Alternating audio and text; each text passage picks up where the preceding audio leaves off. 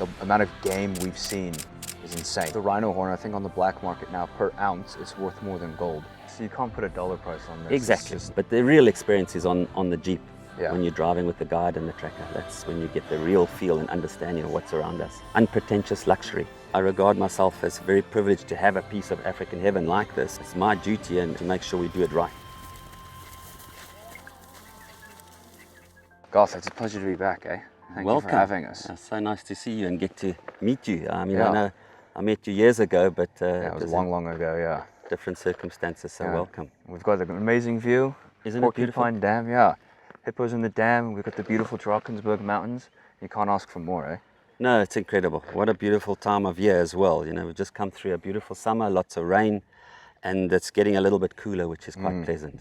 Oh, the bush is looking very thick. So Garth, tell me how Blue Canyon Private Game Reserve, as well as Leopard's Bend Bush Lodge, got started. Well, it's quite a story because actually I'm heading on close to 60 now, and I've been coming to this part of the world for 58 odd years. My parents used to bring us down to the Kruger National Park, which is extremely well known these days, but 60 years ago it was not as well known and not as populated, but as beautiful. And in fact, I used to be at little camps pushing my matchbox cars around the huts and enjoying the camp, and while my parents would come down 5-6 times a year. Okay. So in actual fact, the bushveld and safari is in my blood.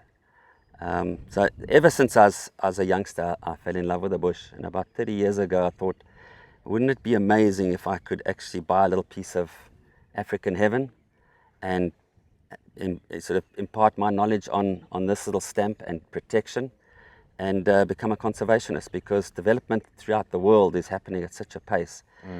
So having something that's undeveloped is becoming quite unique. So it was a dream that started 30 odd years ago. And an interesting story actually, Hoedspruit has been a booming town, as you know. You were here a few years ago and it's developed at a massive rate. But when the guys on horseback came into the town, the story is that the guy got off his horse and he took his hat and he got some water out of the creek. And hence hat and creek, Hoedspruit. The name developed, and we here at Blue Canyon Private Game Reserve, which is a mere 10 kilometers south of Hoedspruit, very close to Kruger National Park. And to come back to your initial question, I started looking for a place to buy around Kruger in 2015. Okay. My main core business, e-travel, has been doing really well, so I thought, let me try to get back into the passion of what I really love, which is bush. And I searched for a place, and we found something in Greater Kruger, which didn't materialize. Cut a long story short, I'm quite happy about that, because the amount of elephant destruction that's taking place in the Kruger National Park, in my eyes, is quite devastating. Some people think it's natural, and yes, but with 35,000 to 40,000 ellies in the Kruger, the bigger trees are being decimated, which does affect species like the ground hornbill. They only nest 4 or 5 meters up into the trees. So it's affecting species like that, and leopards, they like to stash their prey up in the trees, and so it is affecting certain things. But here at Blue Canyon, we're quite fortunate because we are controlled structure, 10,000 hectares of fenced area. So what it means is we control our populations, we have to, and we've got beautiful trees, as you see. Yeah. Our diversity is amazing in terms of wildlife. So eventually, after looking around Kruger area, I found a spot here, and I bought 3,000 hectares in this 10,000 odd hectare farm. And now my objective is actually to conserve. So we don't want to be that traditional lodge that's big and fancy and you know, home away from home. We want to make sure it's exclusive and it's small and it's unique. So that's what we're trying to do. We're trying to protect and conserve, actually. We did our afternoon game drive and this morning game drive. I mean, there's the trees and the biodiversity here, like with the birds. You know, every couple hundred meters is a different tree, different bird. And it's fascinating. You know, you don't see that in most places. It's beautiful here. We're very fortunate, you know, and it's our job as the trustees of the Blue Canyon Private Game Reserve to make sure we keep that balance right. So we do felt vegetation tests on an ongoing basis, and we marry that with the anticipated rainfalls that come through. And if the rain is not as good in one year as previous years, we need to unfortunately take off certain antelope, because as beautiful as little impalas are, they like goats. They're permanently eating and they're snapping up marula tree seedlings and grasses, and if they devastate the understructure, and if we don't have rain, we can have drought very quickly, and then it obviously affects all the animals. So we control the numbers mainly of impala each year. We take off what we need to, because impalas, they reproduce at a fantastic rate, and they're fantastic antelope. They're beautiful. They're known as the McDonald's of the bushveld because of the little M on their behinds. But they do supply a lot of meat to the predators. But in the same breath, if there's an overpopulation of McDonald's, they decimate the grasses, which affects the whole ecostructure. So we're very fortunate that we have this control, and but the objective is to maintain it. Every 2 years we do a game count, and we obviously marry the vegetation with the numbers of the game, and we do what we need to make sure the vegetation stays as good as it is, because in a dry season you can have 3 to 5 years of drought, and then if you have too many antelope, they eat all the grass and everybody suffers. Yeah, I mean, it's nowadays with modern Africa, you don't have the great land anymore. There's fences, obviously, there's cities, so you are a custodian of this land. You have to manage the land to keep it healthy because of the fences, but it's the only way you're going to keep a bit of Africa still, old Africa. You have to manage it, Exactly. And it's a full-time job. It is, but let me tell you, when you're enjoying yourself, it's not a job. Yeah. It's a hobby. So I'm very fortunate. I regard myself as very privileged to have a piece of African heaven like this, and it's, as you say, it's my duty, and as a custodian of this 3,000 hectares within the 10,000 hectare Blue Canyon Game Reserve, to make sure we do it right. And it's not about what we as individuals want to see. It's about science, and it's about applying the science to make sure that we can keep this place beautiful. Yeah, I mean, you've got a perfect lodge for guests to come in. It's very, very quiet, very niche. I mean, I was there when it wasn't what it was now. It was a very old camp, and now it's completely 5-star and amazing. And your staff is attention to detail is the first thing I noticed there. Get off the vehicle, greeting you. You go into your room, even the water bottles, everything's got the company logo. It's quite special. And when you feel like you're in the bush, and you're like almost disorientated. I know this reserve, but someone else, they don't know the lodges. It's Exactly. very the guest today was he was like, this is amazing. It was quiet.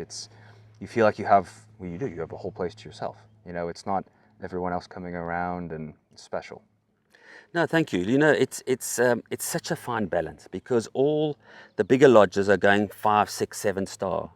And that's actually not what we want. But we want comfort in the bush. We want to also make sure we're protecting the environment, and the footprint on the bush is a minimum.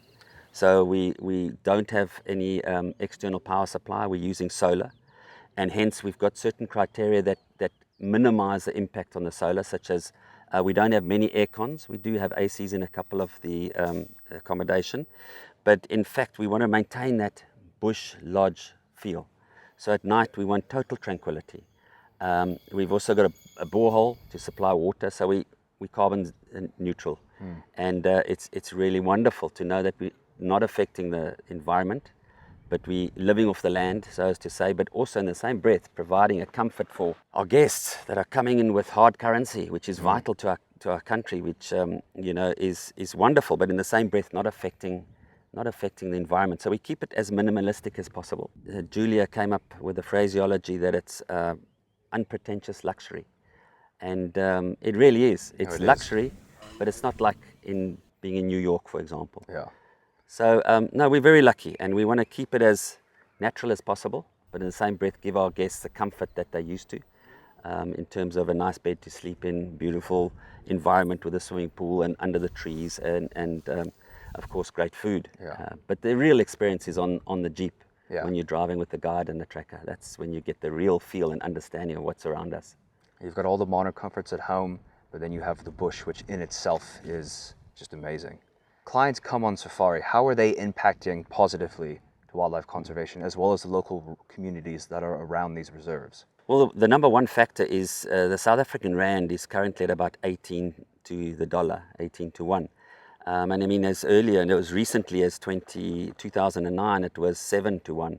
So the country's seen a very big depreciation of the rand against the dollar and the euro and the pound. What it does mean, the upside is $1 comes into South Africa, it's 18, 19 rand, which can be used for employment.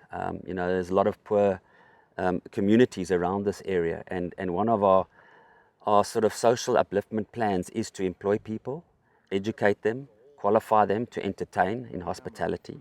So they say for every tourist that comes into the country, between 5 and 8 jobs are created.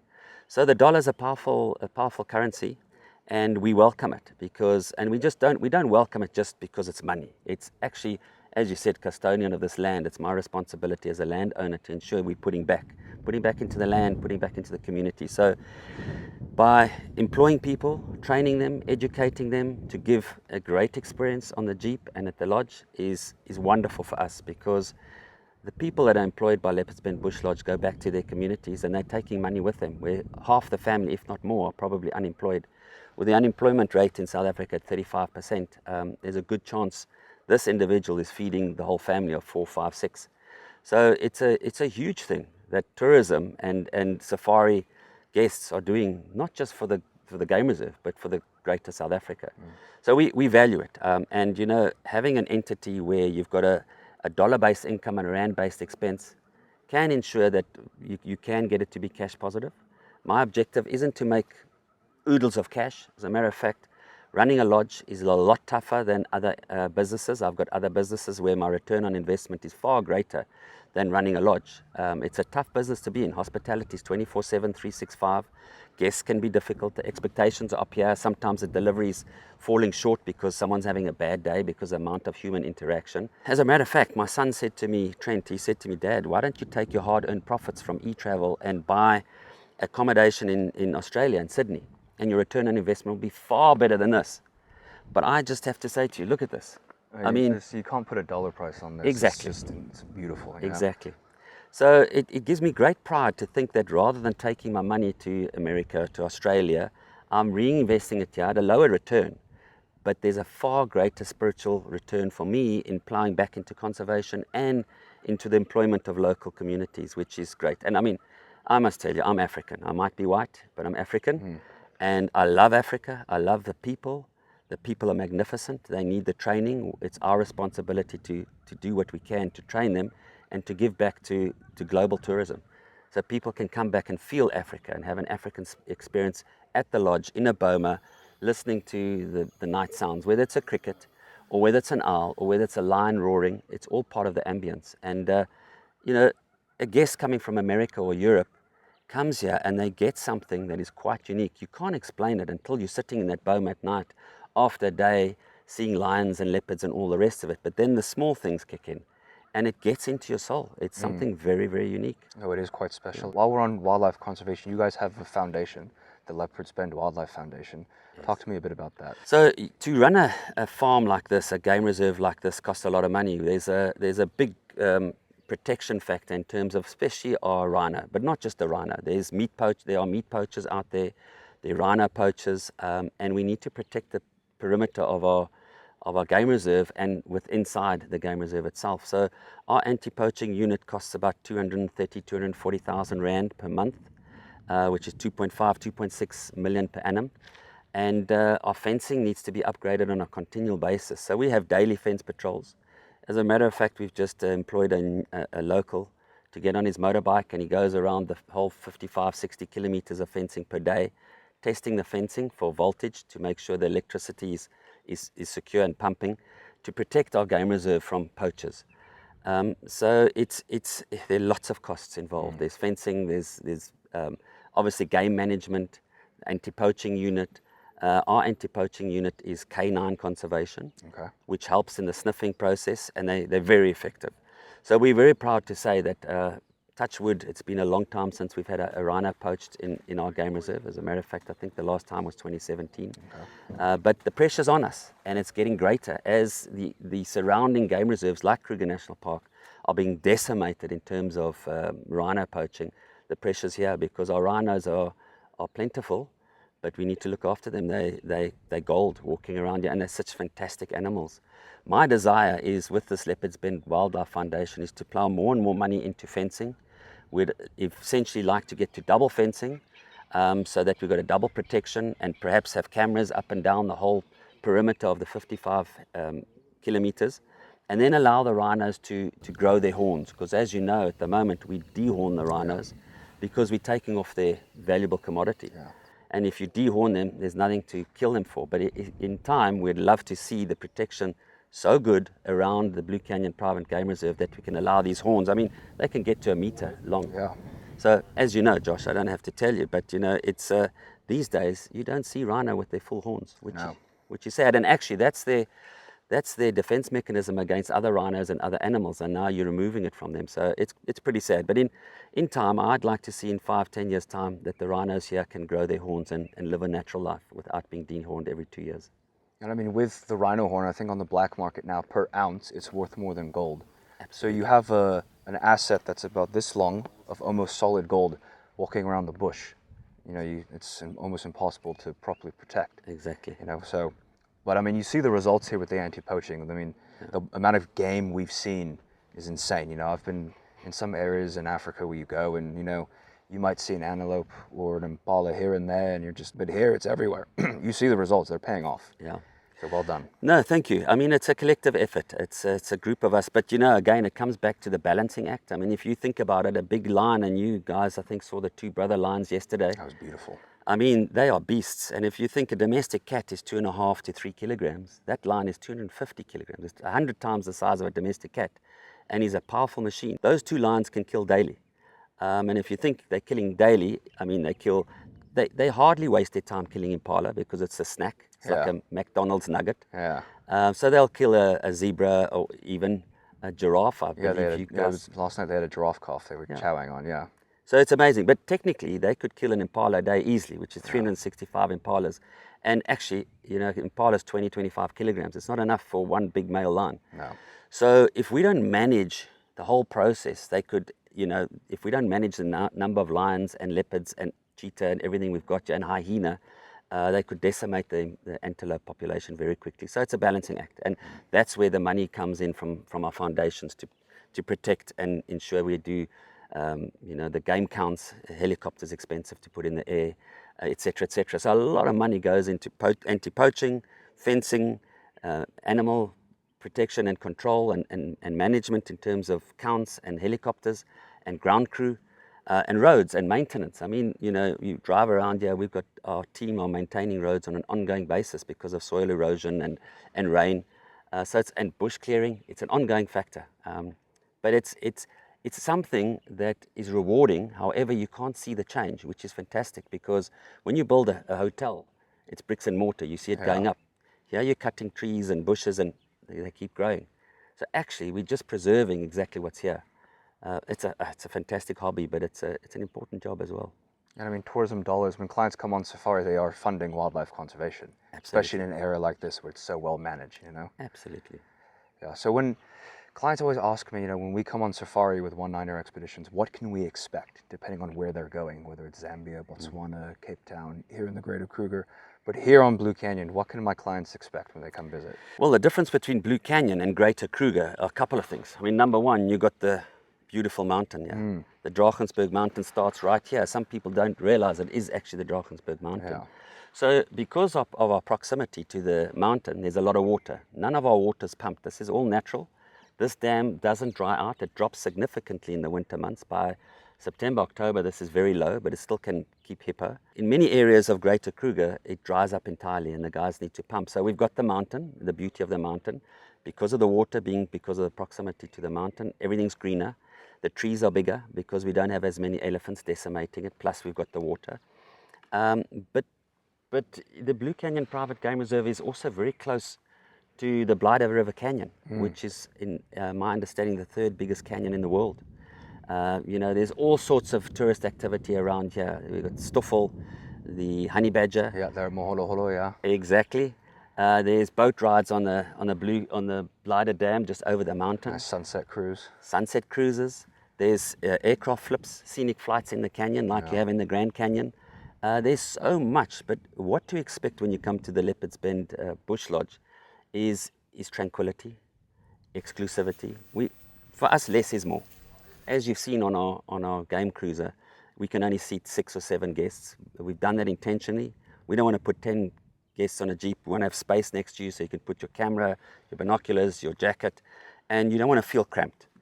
So, less is more for experience for the guest. Obviously less money for us, but the exclusivity factor is our draw card back at Leopard's Bend Bush Lodge. Yeah, I mean, on the back of the Jeep, it's a lot more intimate. You know, with the client, Dave, your game ranger, it was one-on-one. You know, it wasn't a bunch of people. And the attention to detail I brought up earlier. We saw some birds. He gave the name of the bird. Said this bird typically will do this and this. Called it in. Came right in. With that, you don't get anywhere else. No, it's also what we strive for. I mean, Dave, our guide, and Oriel, our tracker, they are really, really good guides and trackers, and their passion for the bush is seen. It's not rushing off to find the big five. The big five is fantastic, and the expectation is to deliver the big five to you guys within a 3-day time frame. But also, it's going beyond the lions, leopard, rhino, buffalo, elephant. It's the little five, and the birds, like you talk about, and that comes from someone who's very experienced in Dave, and Kelly, our other guide at the lodge, and their understanding of what the guest wants. So it's not just about reading the bush, it's meeting the guest, saying, what does this guest need? And what do I as a guide think I can deliver to them, what they don't even know that they want to see? And taking them on an experience and stopping and talking about trees, not just driving around like in Masai Mara looking for X, Y, and Z and ticking it off. It's more about the interaction and the personal experience and the knowledge you're going to gain about the little things. So it's a wonderful experience to be in the bush. Yeah, and I mean, here is probably one of the best places for sundowners, because as the sun sets, it's right there, and it's a beautiful view. Especially at one of the dams here, setting up, having drinks, or morning coffee like we're going to have. It's amazing. No, listen, we're very spoilt. I mean, this is a very unique spot, and in fact, this is, we have had this zone to build another lodge, and I could build a 40-bedroom lodge and a 10-tent camp here together. So in essence, I could have 50-odd rooms here. I don't want that. What do I want 50 rooms for? It's just going to spoil the ambience. We're gonna possibly build a little rustic tented camp, far more rustic than the Leopard's Bend Bush Lodge. We actually want to have a little fly camp where people are sleeping in little tents, outside showers, outside toilets, but we're only going to have 5 or 6 camps, which hopefully that'll be ready by the end of this year. And we'll probably call it the Leopard's Bend tented camp. But we want to keep it rustic and in the bush, and we don't want it to impact on this beautiful view. Well, that's fantastic. I very much look forward to seeing that. Well, Garth, thank you very much. I think we should continue on with our game drive. Yes. Thank you. Pleasure. I know something interesting. We're going to take you later to see the 2 cheetah we've got in the pen.